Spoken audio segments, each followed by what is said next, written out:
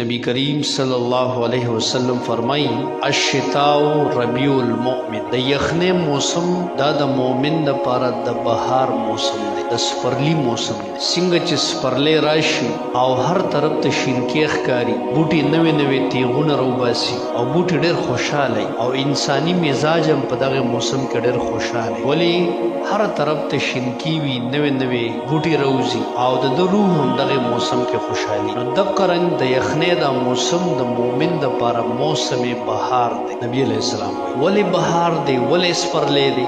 دا ځکه چې قصر نهارو، د دې ورځ مختصر وړه ورځ د په یخنۍ کې، نو فصامه دی په هغې کې روژه نیسي. روژې دپاره ډېره ښه فایده ده، ځکه اوږده ورځ کې ګرمۍ کې روژه نیول لږ مشکل او په یخنۍ کې ورځ وړه ده، یخه ده، لوږې تندې احساس نه کېږي. نبي علیه السلام وایي ورځ یې وړه ده نو خلک پکې روژه نیسي، دا مؤمن، ځکه د لپاره د یخني موسم بهار. او بیا فرمایي وطال لیله فقامه، شپې اوږده شپه ده، نو په هغې کې دا مؤمن اوږد قیام کوي، تهجد کوي، د شپې راپاڅي الله، ځکه اوږده شپه ده، ستړي شي په خوب هم سړی، د الله عبادت کول پکې شپې اخري پهر کې تهجد کول آسان شي. نو په دې اعتبار الشتاء ربیع المؤمن، دا یخنی د مؤمن دپاره د سپرلی موسم پکار ده چې د دې نه فایده واخلي. نبی علیہ السلام وایي الغنیمة الباردة الصوم